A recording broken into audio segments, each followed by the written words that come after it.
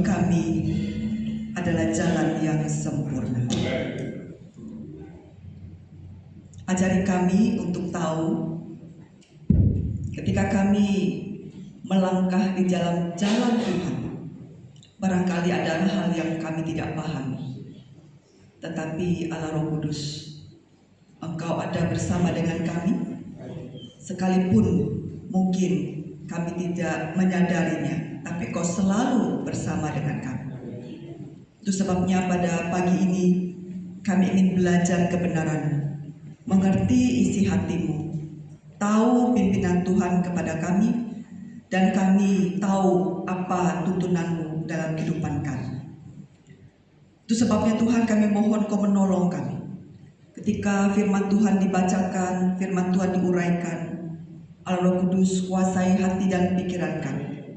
Berkenanlah berbicara kepada setiap kami, sehingga dalam pergumulan kami masing-masing, kami mengerti isi hati Tuhan, dan kami kuat di dalam-Mu, dan kami melakukan tepat seperti yang Kau kehendaki. Terima kasih Bapa di surga, kami serahkan firman Tuhan pada pagi ini. Hamba-Mu Tuhan kuasai, kami sekalian Tuhan pimpin, sehingga hanya firman Tuhan yang menguasai setiap kami. Demi nama Yesus Kristus, kami serahkan pemberitaan firman Tuhan ini dalam tangan kuasa-Mu. Amin. Silahkan duduk kembali Ibu, Bapak, dan saudara sekalian. Sekali lagi saya mengucapkan terima kasih atas undangan pelayanan kepada Bapak Gembala, Pak Rudi, dan Bu Agnes yang sudah mempertemukan kita di tempat ini kembali ya. Kita sama-sama akan belajar firman Tuhan.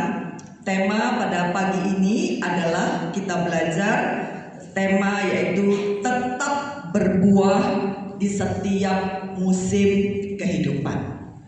Ibu dan Bapak dan saudara sekalian, pada waktu kita menjadi Kristen, berapa banyak kita berharap hidup kita jadi baik-baik saja, mulus saja. Kalau kemudian kita melamar kerja, dapat begitu ya. Kemudian kita bekerja, dapat bonus yang tinggi. Kita bekerja, diberikan kemudian jabatan yang tinggi misalnya. Atau kalau kita menikah, punya anak. Jadi dalam pikiran kita, waktu kita percaya pada Tuhan, maka semuanya seharusnya baik-baik saja, seperti yang normal-normal saja. Kalau menikah, punya anak, bekerja, tidak kena PHK, gaji tinggi dan sebagainya. Tapi Ibu Bapak, apakah kehidupan sebagai orang Kristen selalu begitu? Enggak ya. Ada yang sakit, didoakan, sampai keluarga doa puasa, sembuh nggak? Enggak. Ya toh, kenyataannya begitu kan? Ada yang sembuh, ada yang enggak, kan begitu. Waktu bekerja, kemudian berdoa supaya suami dapat kerja, apakah begitu cepat suami dapat kerja? Enggak. Ada yang cepat, ada yang enggak, begitu kan? Lalu kemudian pada waktu kita berharap ikut Kristus, anak kita baik-baik saja, kita doakan tiap hari, kita minta pimpinan Tuhan, ada aja anak yang bermasalah, tapi juga ada anak yang tidak. Betul Ibu Bapak? Mengalami itu kan? Lalu kita berpikir, jadi ikut Tuhan ini bagaimana? Begitu. Ikut Tuhan ini harusnya seperti apa? Ikut Tuhan ini apa yang sebenarnya Tuhan ingin untuk kita lakukan? Nah pagi ini kita akan belajar Ibu Bapak melihat bagaimana bahwa kehidupan Kristen itu tidak selalu mulus. Kehidupan kekristenan itu ada batu-batu kerikil, batu-batu besar, ada jurang mungkin di sekitar kita, bahkan mungkin kita masuk ke dalam jurang. Lalu bagaimana? Itu kan yang kita butuh pimpinan Tuhan ya dalam kehidupan kita, karena itulah realitas kehidupan. Ini dengarnya ada beberapa perusahaan mau PHK, ya enggak? Nah itu berarti ada kemungkinan bertambah lagi ya pengangguran. Kemudian masa depan kita bagaimana? Kan begitu kan? Ada yang kita pikirkan, ada yang kita gumulkan di dalam Tuhan. Nah mari kita lihat Ibu Bapak dan saudara sekalian, bagaimana kita belajar firman Tuhan mengajarkan kepada umatnya, kepada bangsa Israel, di dalam Mazmur pasal 92 ayat 13 sampai dengan ayat yang ke-16. Saya mengajak kita untuk membaca di dalam kitab Mazmur pasal 92 ayat 13 sampai dengan ayat 16. Dalam 4 ayat ini, ayatnya pendek. Ibu bapak, mari kita baca bersama-sama. Ya, bersama-sama. 4 ayat ini kita bersama-sama baca. 2, 3. Orang benar akan bertunas seperti pohon kurma, akan tumbuh subur seperti pohon aras di Libanon. Mereka yang ditanam di bait Tuhan akan bertunas di pelataran Allah kita. Pada masa tua pun mereka akan masih berbuah, menjadi gemuk dan segar, untuk memberitakan bahwa Tuhan itu benar, bahwa Ia gunung batuku dan tidak ada kecurangan padanya. Ibu bapak, berapa tahun ikut Tuhan Yesus? 20? 30? 40? Lebih ya Pak, seumur hidup ya Pak ya, dari lahir sampai sekarang. Apakah kita bisa mengakui bahwa sungguh dalam ayat yang terakhir, ayat 16, bahwa tidak ada kecurangan yang kita alami dari Allah? Ini pengakuan pemazmur tentang bagaimana dia melihat Allah dalam kehidupannya tidak ada kecurangan. Apa yang terjadi? Bagaimana itu bisa muncul? Ibu bapak, mari kita lihat di sini ya.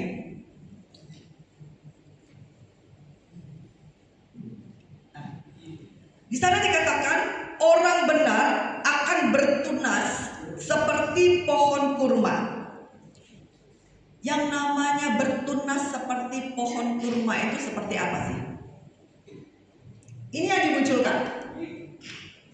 Kurma itu hidup di mana Ibu Bapak? Tempat yang panas ya. Di tempat-tempat yang sulit. Kemudian di tempat-tempat yang kering. Sekarang Surabaya panas sekali ya. Waduh, nggak tahan kita. Ini di mobil kayaknya sudah, waduh, luar biasa ya. Ini belum di padang gurun ya. Belum di tempat kering kerontang. Belum di tempat yang suhunya 40 derajat lebih. Kan begitu ya. Kita sudah merasa tidak nyaman. Kita sudah merasa tidak seperti biasanya ya, tidak nyaman. Nah, di sini dikatakan pohon kurma itu, ini pohon yang tinggi, pohon yang tahan panas, dan pohon yang lentur. Lentur itu artinya dia bisa mengikuti, bisa adaptasi, bisa kemudian ikut jika angin kencang atau kemudian apa, dia bisa ikut tapi tidak patah, lentur, kan begitu kan? Ibu bapak ini kalau dalam kehidupan termasuk orang yang lentur atau orang yang kaku? Nanti saya tidak tanya ke bapak ibu gembala kok ya. Ada orang yang kaku ya, tidak kenean, betul tidak? Waduh, ada yang ketawa, mohon maaf Pak. Tidak kenean. Pokoknya ini ya ini, gak bisa. Ya Tuhan kok begini ya begini, gak bisa. Pokoknya harus begini, tidak kenean. Bapak, kalau tipe seperti itu, sulit nggak belajar firman Tuhan? Sulit. Sulit nggak dia keluarkan tunas? Sulit. Kena dikit langsung ngamuk. Gitu, tidak kenean. Ngamuk. Orang seperti ini sulit untuk bisa berbuah, betul ya? Nah, lalu bagaimana? Apa yang terjadi sampai yang kaku tadi, yang gak kenean tadi, itu bisa lentur? Disitulah pentingnya kita dengan rendah hati, terbuka, Tuhan mau apa? Begitu kan? Tuhan sedang pimpin kemana. Jadi jangan mau dulu. Reaksi pertama bukan marah dulu. Reaksi pertama adalah tanya dulu ke Tuhan. Tuhan, ini Tuhan sedang melakukan apa? Nah, dalam pergumulan itu hati kita jadi lebih lapang. Betul gak Ibu Bapak? Hati kita lebih tenang, lebih bisa terima karena kita belajar apa yang Tuhan sedang pimpin dalam kehidupan kita. Jadi dikatakan bertunas seperti pohon kurma ini. Pohon kurma ini lentur, tahan panas, dan dia tinggi ya, tinggi. Sehingga dia dengan tinggi itu dia lebih bisa kena angin itu di pendek atau tinggi Bu Bapak? Tinggi ya. Semakin tinggi kan semakin kena angin ya. Semakin ke bawah itu kan dia semakin kena panas kalau dia ada tanam di tempat panas ya. Tinggi.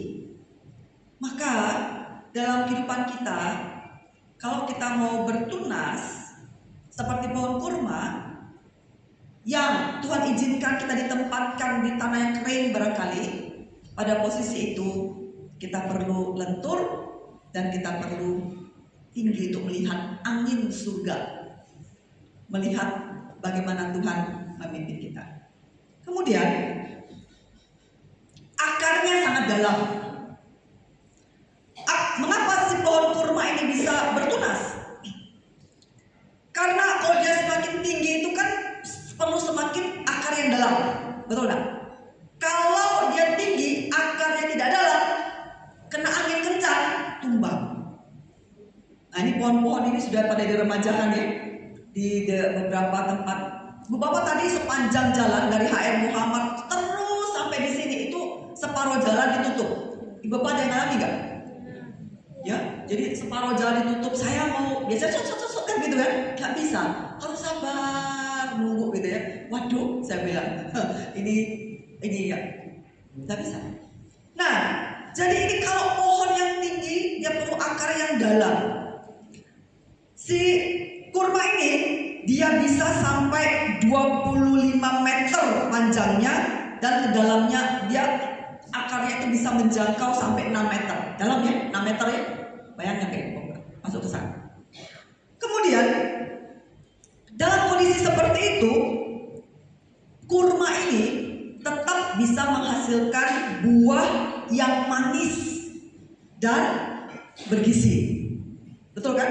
Orang yang lapar atau orang yang puasa panjang begitu biasanya makan kurma atau minum air kurma, ya kan? Karena itu buah yang bergizi. Dan pohon kurma ini bisa terus berbuah selama puluhan tahun. Keren ya?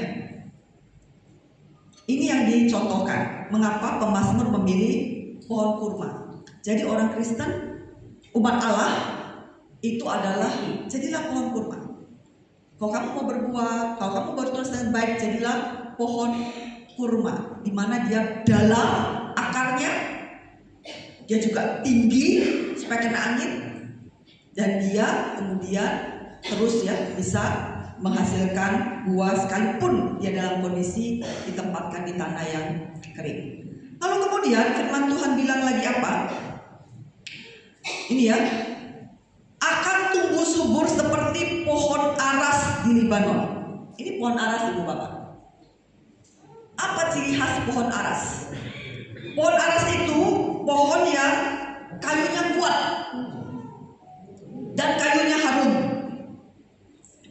Pohon aras ini mengeluarkan aroma yang khas itu untuk mengusir serangga.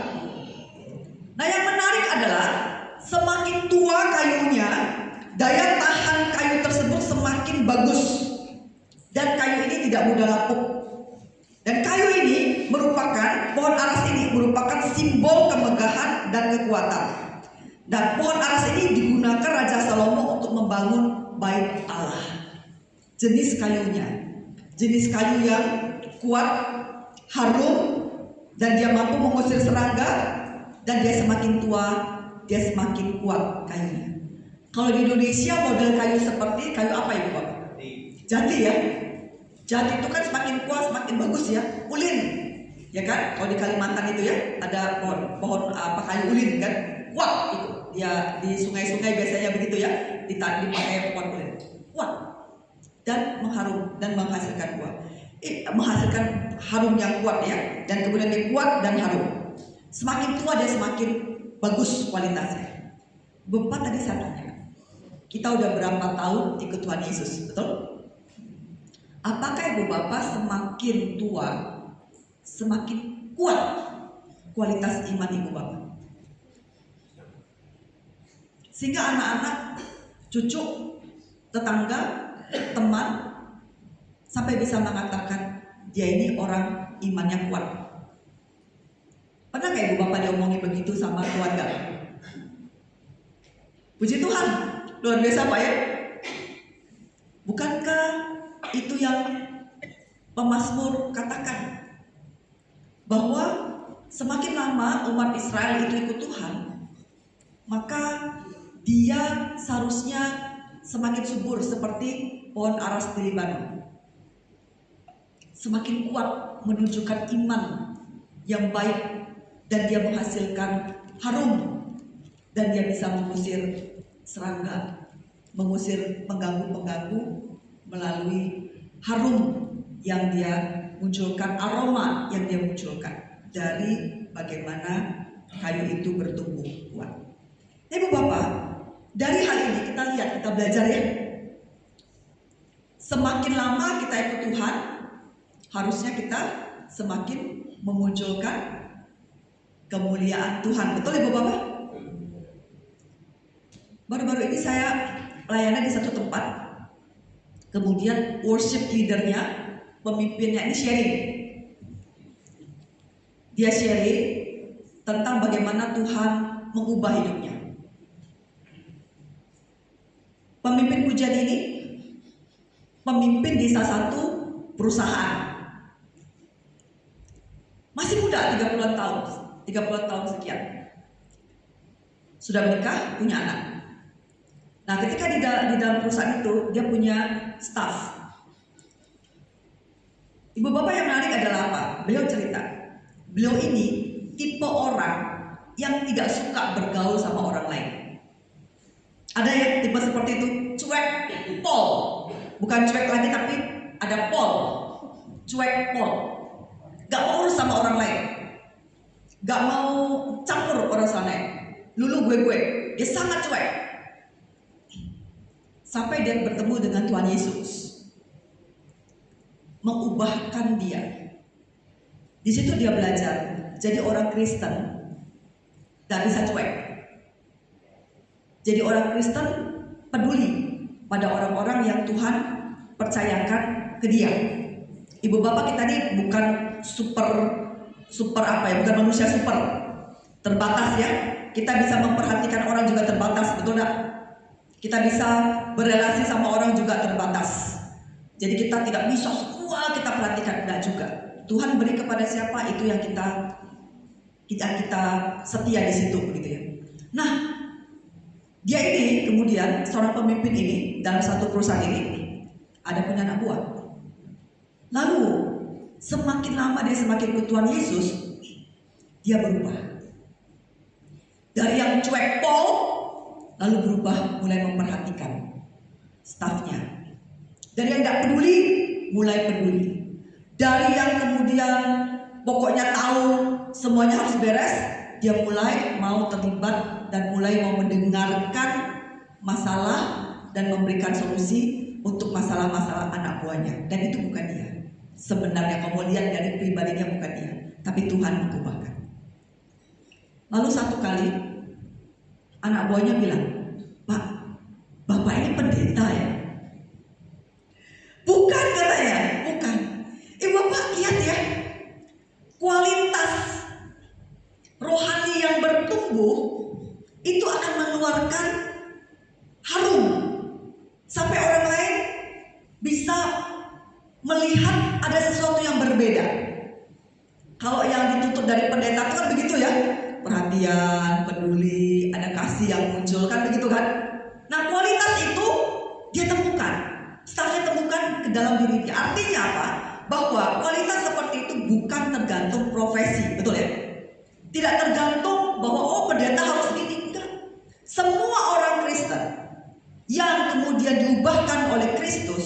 dia harusnya mengeluarkan atau mempunyai ciri yang demikian, yang seperti yang disebutkan oleh pemazmur bahwa dia punya ciri dalam kondisi yang sulit, dalam kondisi yang ditempatkan di tempat yang kering, dia tetap bisa berbuah manis, tapi juga dia bisa seperti pohon aras yang mengeluarkan bau yang harum. Betul kan? Mari kita lihat contohnya, Ibu Bapak.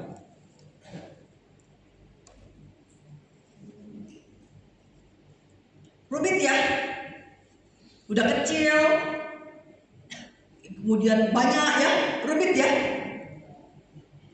Itulah kira-kira, serumit itulah hidup dari Abraham, betul ya? Abraham itu kehidupannya luar biasa ya. Ini kita contoh nih, bagaimana Abraham itu menjadi ciri dari figur yang bisa mengeluarkan buah manis di tempat yang sulit, tapi juga dia mengeluarkan bau yang harum seperti pohon kurma dan seperti pohon aras. Kita lihat kehidupan Abraham. Ibu Bapak, dari kehidupan Abraham ini kita lihat, dia dipanggil pada usia bukan usia muda. Allah panggil Abraham ini keluar dari tanah Ur itu pada usia 75 tahun. Kok Tuhan tidak panggil usia muda saja? Kita pikir gitu ya. Maka Ibu Bapak di sini kita melihat, ketika Tuhan panggil, dalam kuasa Tuhan, Tuhan bisa panggil siapapun, dalam kondisi apapun, pada usia berapapun. Setuju? Dunia ini cenderung kalau sudah tua itu dipinggirkan, betul ya? Lalu yang tua merasa, aku loh masih bisa berfungsi, ya? Aku loh masih bisa aktif. Saya loh masih bisa berkarya, saya loh bisa masih berkontribusi. Nah, di sini kita lihat Bapak, usia itu bukan menjadi satu-satunya ketika Tuhan mau panggil seseorang, Tuhan bisa pakai siapapun pada usia berapapun. Kata kuncinya di sini adalah Tuhan panggil enggak, ya kan? Melakukan sesuatu enggak? Abraham dipanggil usia 75 tahun. Lalu Abraham meninggal ini pada usia 175 tahun. Berarti ada waktu, ada masa hidup 100 tahun. Kita nggak tahu ya berapa usia kita kan. Tuhan Yesus 33,5 tahun, betul kan? Jadi yang namanya bisa menghasilkan buah dan mengeluarkan bau harum bagi Allah itu tidak tergantung berapa lama kita hidup. Betul Ibu Bapak? Itu tergantung adalah pada tahun-tahun kita diberi kehidupan, kita ngapain? Kita lakukan apa? Karena pada waktu Tuhan panggil, ya Tuhan, sudah Tuhan panggil. Bapak saya sudah berapa kali ya mau ini ya, nyaris meninggal. Ketika tahun 2010, Ibu Bapak masih ingat nggak? Maret 2010 itu ada tsunami di Jepang.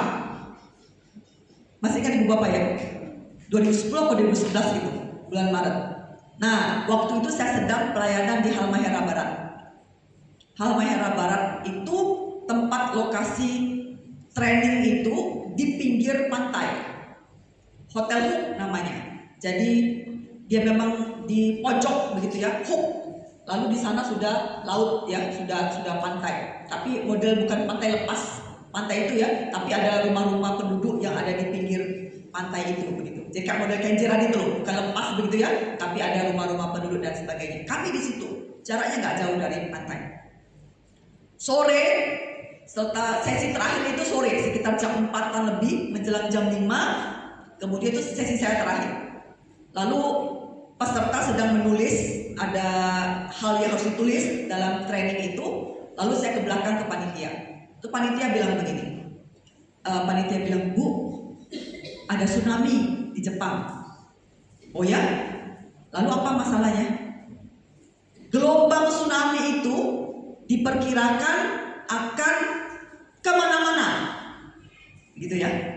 Nah, dalam percakapan itu kemudian ada satu panitia baru pulang fotokopi dari luar, datang ke kami ikut nimbrung, lalu berkata demikian, iya, orang-orang yang di pinggir pantai itu sudah mengungsi pindah pergi ke tempat yang lebih tinggi.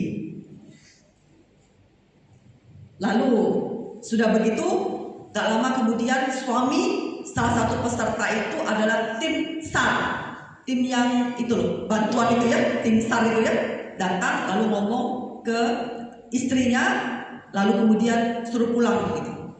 Terus ini kan berarti sudah gawat, betul ya Ibu Bapak? Kemudian saya beritahu pada peserta kondisinya, panitia juga, bagaimana kita hentikan sesi ini, training ini, lalu kemudian silakan pulang untuk membereskan urusannya masing-masing dan keluarganya begitu. Ibu Bapak tahu nggak apa yang terjadi dengan peserta? Mereka menolak pulang. Tanggung Bu, lanjutin aja. Kebayang nggak ada seperti itu ya? Kalau kita ada semburat kali ya, dan kemana-mana ya, tanggung. Ya sudah, karena peserta minta itu kan dari berbagai macam kota ya datang ya. Ya sudah, kemudian tetap dilanjutkan sampai selesai. Nah Ibu Bapak, di situ ya, di situ setelah selesai sesi itu ada perjamuan kudus. Acara itu, training itu ditutup dengan perjamuan kudus. Wah itu terasa sekali ya. Sepertinya Tuhan terima kasih. Jangan-jangan ini perjamuan kudus terakhir ya. Sepertinya Tuhan terima kasih, berarti saya sebelum meninggal Tuhan izinkan untuk menikmati kembali persekutuan dengan tubuh dan darah Kristus seperti perjamuan kudus terakhir. Nah Ibu Bapak, di momen itu, wah, kan sudah mau mati semua ya. Karena gelombang itu katanya akan tiba di Halmahera, tiba di mana lagi beberapa tempat ya di kota Indonesia itu, yang di pinggir pantai, pokoknya itu ada beberapa daerah kena, termasuk di Halmahera Barat itu. Lalu kemudian Ibu Bapak ya, momen ketika kita tahu semua itu akan mati dan kita menikmati perjamuan kudus, maka Ibu Bapak rasanya nih ya, kalau Ibu Bapak mau tahu rasanya mau mati nih ya, itu bisa seperti penuh dengan kasih mesra, penuh dengan kasih kepada orang-orang sesama yang seperjuangan mau mati juga kan gitu kan? Bagaimana? Jadi ngomongnya tuh beda. Oh iya, oh seperti itu ya ngomongnya demikian karena mau mati.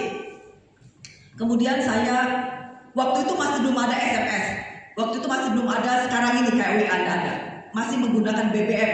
Ibu Bapak masih ingat? Yaitu ya BBM itu ya. Nah saya coba pamitan sama keluarga saya. Saya coba connect sama keluarga saya dan mengatakan pamit ke keluarga saya. Ibu Bapak tahu apa yang terjadi? Sinyalnya tidak ada. Sinyalnya antara ada dan tiada, sehingga pesan itu, message itu tidak tersampaikan kepada keluarga. Silang, nggak bisa. Terus saya bilang gini, Tuhan mau pamitan pun nggak bisa. Ya apalagi. Kemudian kita ngikutin ya berita itu di TV sambil berdoa, liatin bagaimana perkembangannya. Kita sudah pakai baju, saya sudah pakai baju ketat sekali supaya apa? Di tali pinggang ini kenceng, baju yang ini gitu. Kenapa? Kalau ditemukan meninggal tetap sopan, kan begitu ya? Supaya enggak buyar gitu, jadi tetap sebagai itu. Sampai ke situ tuh Ibu Bapak dipikirkan, mempersiapkan kematian itu. Nah kemudian ikut sama Tuhan, kalau sudah waktunya meninggal, ya sudah meninggal. Puji Tuhan, sudah selesai waktunya ya. Lalu lewat bergerak jam 7-an sudah selesai, kemudian 7:30 dan sebagainya. Ada pengumuman dari BMKG bahwa gelombang tsunami dari Jepang itu ketika menuju ke Indonesia ini, perairan Indonesia itu semakin lama semakin mengecil, sehingga potensi tsunami beberapa kota itu dianggap sudah aman, tidak lagi masalah. Itu sebabnya saya ada di tempat Ibu Bapak di sini bertemu Ibu Bapak. Kalau nggak saya bisa. Dan saya percaya itu berarti apa? Kalau Tuhan masih kasih kesempatan, itu berarti adalah bagaimana kita bisa berbuat bagi Tuhan. Ibu Bapak tahu nggak? Ketika selesai itu ya, malam itu kami keliling di tempat itu. Kami mau tahu ini sama panitia lokal. Kami pengen tahu itu masyarakat itu mengungsi dari daerah pinggir pantai itu kemana? Ternyata lokasi itu Ibu Bapak tidak ada yang gunung tinggi sekali, tidak ada. Jadi kalau itu habis begitu ya, habis sudah. Tahun 2004 Ibu Bapak masih ingat tsunami Aceh? Ya, 2007 saya ke Aceh. Lalu di sana saya dengar sharing dari anak-anak yang selamat. Mereka bilang itu tiba-tiba patah, air laut itu masuk begini Dan air laut itu bukan air laut biasa. Air laut itu membawa juga kepada minyak bumi itu jadi hitam. Air lautnya patah, langsung bawa gelombang dan menyapu begitu dengan kecepatan sekian puluh kilometer per jam. Bisa bayangkan. Itu tiba-tiba langsung habis begitu. Maka saya pikir kalau itu terjadi, luar biasa. Bapak, kita lihat bukan kalau di situ hidup kita itu bukan berapa lama kita hidup, bukan. Tetapi tiap-tiap momen kehidupan itu apa yang Tuhan inginkan untuk kita keluarkan, buah apa yang keluar, aroma apa yang keluar dari kehidupan kita. Nah, jadi belajar di Abraham ini, Bu Bapak, maka dia keluar ini tahun berapa? Usia 75 tahun. Apakah setelah dia keluar Tuhan pimpin dari tanah Ur baik-baik saja? Tidak. Lalu ternyata di situ apa yang terjadi? Di situ ada bencana kelaparan hebat. Kemudian membuat di Kanaan sehingga si Abraham ini harus mengungsi ke Mesir. Nah, di momen itu dia belajar. Apa yang dia belajar? Maka yang paling penting adalah tiap momen kehidupan yang sulit dalam kehidupan kita, baik itu sulit maupun sukacita, kehidupan kita pasti ada di antara itu, begitu ya. Apa yang kita pelajari tentang Allah dan apa yang ingin kita keluarkan, buah apa yang Tuhan ingin untuk kita keluarkan. Nah, di situ kemudian dalam masa 75 tahun sampai 86 tahun itu ya, Abraham mengalami banyak sekali. Ada peristiwa tidak enak di mana dia mengajak keponakannya si Lot. Lalu Lot itu kemudian anak buah Lot berkelahi dengan anak buah Abraham sehingga kemudian mereka harus terpisah. Lalu juga kemudian ketika mereka mengungsi ke Mesir karena ada kelaparan besar di Kanaan, lalu Sarai istrinya itu terancam mau diambil oleh penguasa, oleh raja Mesir. Ibu Bapak kebayang bagaimana bisa melawan penguasa, betul? Bagaimana bisa mempertahankan istri yang mau diambil oleh raja Mesir, penguasa hebat pada waktu itu? Tekanannya terlalu besar, bagaimana? Nah, di situ kemudian Abraham melihat bagaimana Tuhan memberikan pertolongan. Apa yang Abraham belajar? Dikatakan di sana dia belajar apa? Dia melihat bagaimana pertolongan Tuhan, dan di situ dia belajar apa?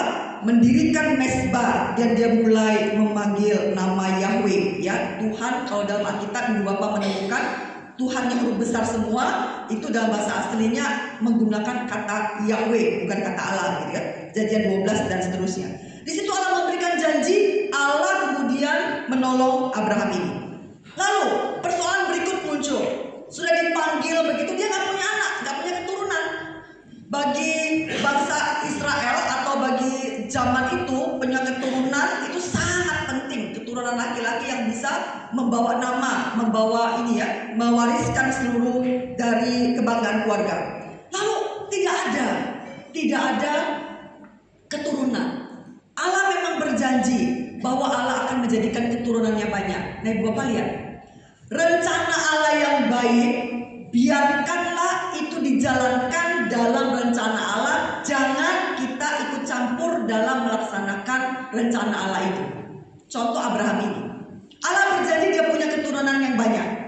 Lalu untuk menggenapi janji Allah itu dia menggunakan caranya sendiri. Oke, Sarah mandul, gak bisa punya anak, sekarang sudah tua. Baiklah, kita gunakan tradisi pada zaman itu, yaitu apa? Mengambil budak, lalu si tuannya nanti kalau budak itu melahirkan anak, maka anak itu akan dianggap sebagai anak tuannya. Maka itu tradisi yang umum pada waktu itu, adat istiadat yang umum. Lalu itu dilakukan oleh Abraham, sehingga muncullah masalah sampai dengan sekarang. Kan begitu Ibu Bapak ya? Nah, jadi dia mau melakukan hal yang baik, tapi dengan cara menurut jalannya sendiri menimbulkan masalah baru. Nah, lalu di situ kemudian dia melihat, dia belajar apa? Allah bilang bukan, yang menjadi keturunanmu nanti bukan dari keturunan Hagar, yang menjadi keturunanmu nanti adalah dari Sarah, bukan Hagar. Maka di situ Abraham belajar, apakah yang mustahil bagi Allah? Kalau Allah berencana, apakah yang mustahil bagi Allah? Maka yang perlu dipastikan adalah apakah kita hidup di dalam jalan Allah, apakah kita hidup di dalam rencana Allah, apakah kita mengikuti jalan demi jalan yang Allah buka. Bagaimana tahunya? Ini pergumulan pribadi dengan Tuhan. Tuhan buka apa? Apakah itu memang sesuatu yang benar, adil, kudus, suci di hadapan Allah, atau menurut kita, menurut budaya, menurut tradisi, menurut kebiasaan. Apakah itu adalah dari Tuhan? Apakah berdasarkan tradisi atau kebiasaan manusia lakukan? Nah, lalu apa lagi Bapak? Terus ya, di sana kemudian dia belajar. Ada peristiwanya berhenti tidak? Ada peristiwa Sodom dan Gomora. Kemudian ada lalu masalah apa? Hagar dan Ismail diusir. Ismail ini kan anak pertama bagi Abraham, betul Bu Bapak? Anak laki pertamanya kan? Tapi bukan itu yang Allah janjikan, bukan? Tapi itu anak laki pertamanya, dan itu harus diusir karena ada masalah, betul. Dan betapa menyakitkan itu bagi seorang ayah yang punya anak laki pertama harus diusir, itu menyakitkan, betul ya Bapak-bapak ya? Ya toh. Tapi itu yang terjadi. Nah, apa yang Abraham pelajari di situ? Kemudian di situ yang kita lihat Tuhan, dan tinggal satu-satunya anak Ishak yang dijanjikan pun itu harus dikorbankan. Lalu bagaimana dia harus belajar? Di situ kemudian Abraham belajar bahwa apa? Di sini ya, yang bagian bawah ini Bu Bapak ya, yang bagian di sini. Di sini dia Abraham belajar dari seluruh perjalanan ini. Dia mengalami kematian Sarah, dia mencarikan istri untuk Ishak, lalu mengambil Ketura menjadi istri yang ketiga ya. Ibu Bapak, ini Abraham itu punya 3 istri ya.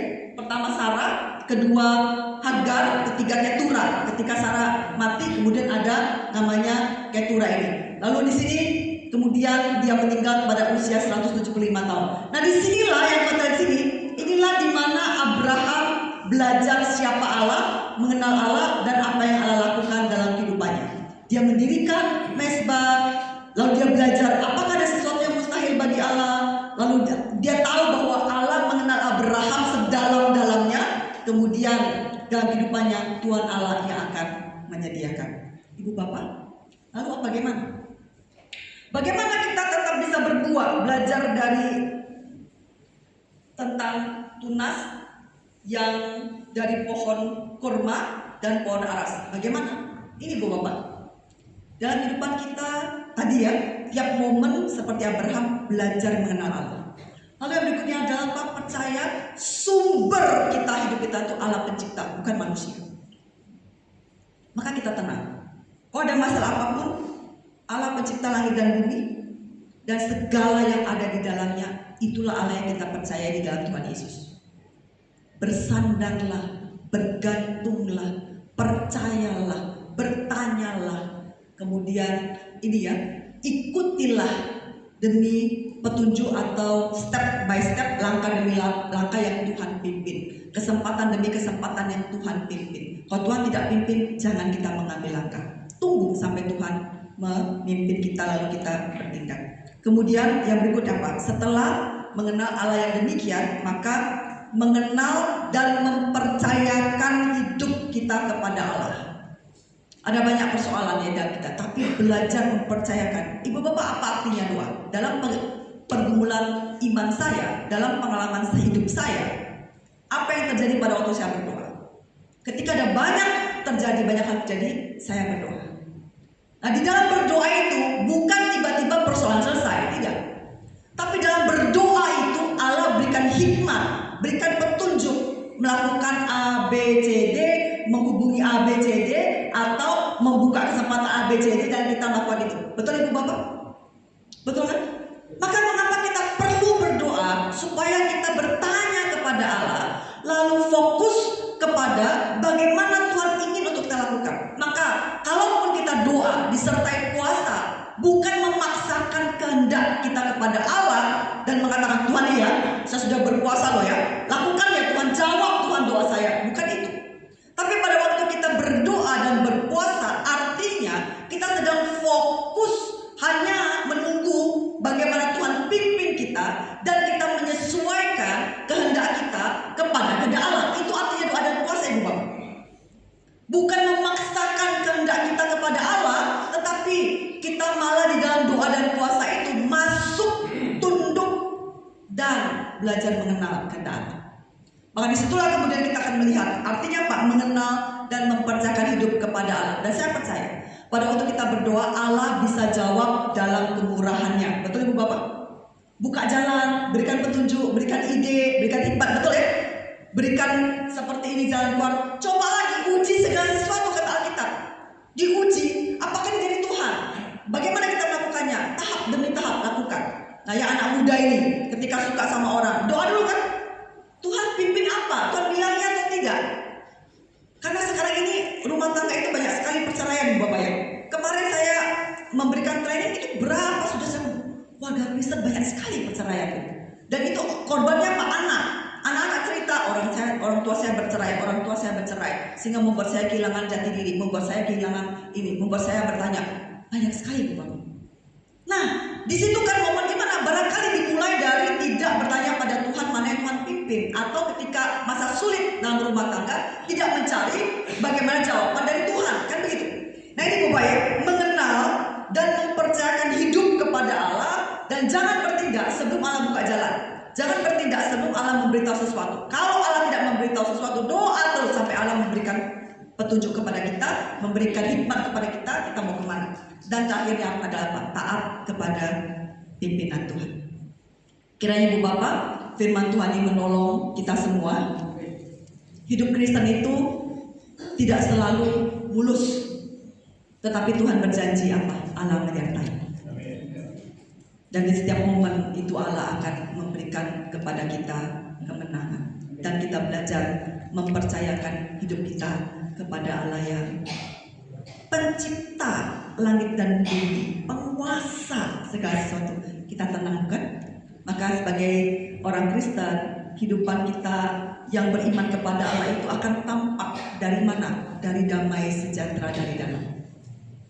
Akan muncul ketenangan. Karena apa? Kita bergantung kepada Allah, pencipta langit dan bumi. Mari kita tundukkan kepala kita berdoa. Ibu Bapak, apakah saat ini kita sedang dalam pergumulan? Apakah ada kekhawatiran? Apakah ada keinginan-keinginan? Apakah ada yang kita takutkan? Mari. Mungkin saat ini kita ada pada masa seperti tanah yang kering. Kita ada di posisi tanah yang kering. Mari kita belajar. Dalam kondisi seperti ini, Allah sedang mengajarkan kita apa. Dan apa yang Allah ingin untuk kita perbuat. Silakan doakan kepada Tuhan. Apakah ada seseorang yang mengganggu kita mungkin? Apakah ada harapan-harapan kita, ketakutan, kekhawatiran kita?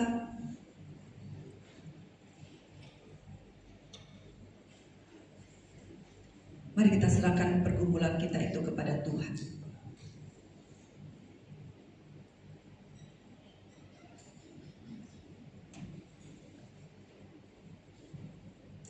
Pada waktu kita berbuah, pada waktu kita mengeluarkan bau yang harum, dan disitulah kita memerintahkan, menyaksikan bahwa Tuhan itu benar dalam kehidupan kita.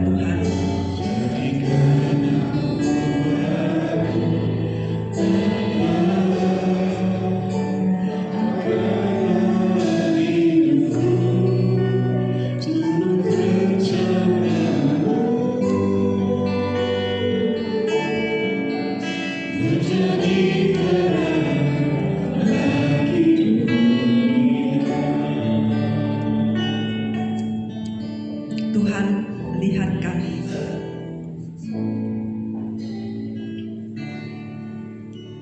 Apakah kami sudah berbuah selebat seperti yang Kau kehendaki?